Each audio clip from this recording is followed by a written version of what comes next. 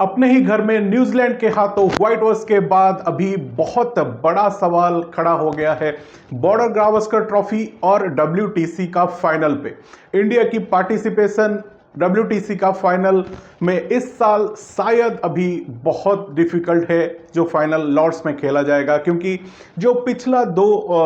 उसका डब्ल्यूटीसी का फाइनल था उसमें इंडिया ने पार्ट लिया था लेकिन हार गए थे। इस बार इंडियन टीम को डब्ल्यूटीसी का फाइनल खेलना बहुत ज़्यादा मुश्किल हो गया है, क्योंकि ये जो व्हाइट वॉश न्यूजीलैंड के हाथों इंडिया टीम का हुआ है, उसके बाद अभी जो क्राइटेरिया है क्वालिफाई करने का वो बहुत ज़्यादा ही टफ हो गया है। ये सीरीज से पहले बांग्लादेश सीरीज के बाद सिर्फ और सिर्फ 3 मैच थे जीतने को इंडिया टीम को क्वालिफाई करने के लिए डब्ल्यूटीसी में। तो इंडिया टीम के पास उस वक्त 5 और 3 8 टेस्ट मैच थे, जिसमें से सिर्फ और सिर्फ 3 मैच जीतने थे। और ये इंडियन फैंस के हिसाब से बहुत ही इजी लग रहा था इंडियन फैंस को कि टीम इंडिया बहुत ही इजीली ये जो सीरीज था एटलीस्ट 2-1 या फिर 2-0 से जीत सकती है, या फिर किसी किसी को ये भी विश्वास था कि हम ये सीरीज 3-0 से भी जीत सकते हैं, क्योंकि हम लोगों का जो था घर में, मतलब इंडियन होम कंडीशन में जीतने का जो कुछ भी रिकॉर्ड्स था, जो कुछ भी हिस्ट्री हमारे साथ था, उस हिसाब से हम ये सीरीज बहुत इजीली जीत सकते थे। लेकिन बहुत सारी फेलियर्स रही टीम इंडिया में। टीम इंडिया के प्लेयर्स अच्छे परफॉर्म नहीं कर पाए, जो लेजेंड्स माने जाते हैं टीम इंडिया में वो भी अच्छे परफॉर्म नहीं कर पाए। इसके चलते हमने ये सीरीज गंवाया। बहुत सारी इस तरह से रिकॉर्ड्स टीम इंडिया की बनी जो कभी भी टीम इंडिया के प्लेयर्स या फिर इंडियन क्रिकेट टीम के जो फैंस हैं वो दिल से चाहेंगे। जो कुछ भी हो गया, अभी जो ऑन कार्ड से बॉर्डर गावस्कर ट्रॉफी 22 नवंबर से स्टार्ट हो रहा है ऑस्ट्रेलिया में, और उसके लिए इंडियन टीम अपना प्रिपरेशन कर रही है या फिर निकलेगी। लेकिन अभी बॉर्डर गावस्कर ट्रॉफी में इंडिया को 4 मैच जीतने हैं 5 में से, तभी जाके, और किसी टीम पे भरोसा ना करते हुए डब्ल्यूटीसी का फाइनल इंडिया इस साल खेल सकेगी 2025 में। लेकिन ये जो 5 में से 4 मैच जीतना, ऑस्ट्रेलिया में जाके ऑस्ट्रेलिया को हरा के, ये कहीं ना कहीं एक बहुत बड़ा सवाल खड़ा कर रही है इंडियन क्रिकेट फैंस के मन में, क्योंकि जिस तरह से ये जो 3 मैचेस का सीरीज रहा, जिस तरह से परफॉर्मेंस रहा इंडियन प्लेयर्स का, उस हिसाब से अगर देखा जाए अभी जो मोरल है वो इंडियन टीम के प्लेयर्स का बहुत ज़्यादा डाउन है। और इस मोरल के साथ फिर से जो एक ग्रुप होना और वो सीरीज ऑस्ट्रेलिया में खेलना, उसे जीतना बहुत ज़्यादा टफ हो जाएगा। तो उसके ऊपर अभी हाल ही में सनी गावस्कर का एक इंटरव्यू वायरल हुआ है, जिसमें उन्होंने बहुत सारे सवाल उठाए हैं, क्योंकि ये खबरें आ रही है कि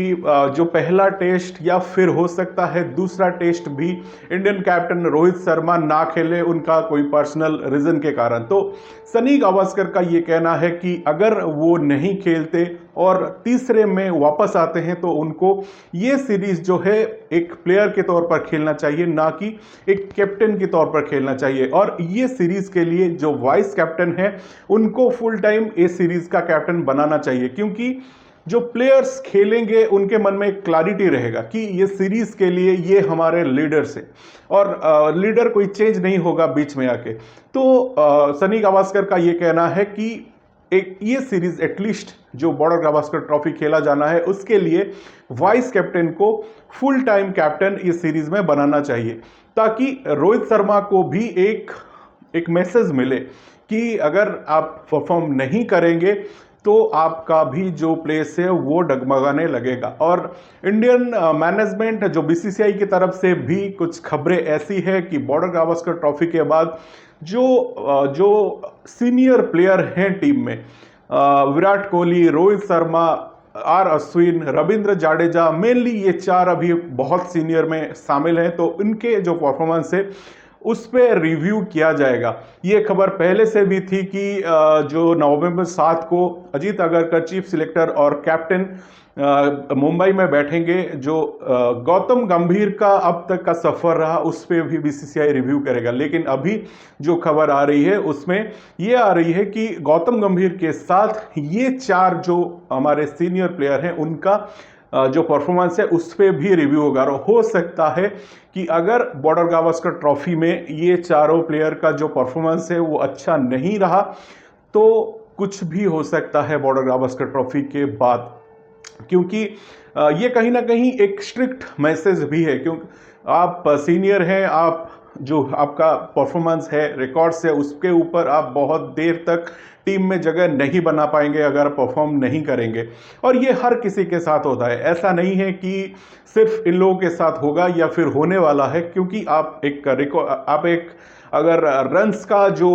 है वो देखेंगे तो केएल राहुल को दूसरे टेस्ट के बाद बैठा दिया गया, दूसरे टेस्ट में ही बैठा दिया गया, और उनका जो परफॉर्मेंस है पिछले 10 मैच में 339 रन है।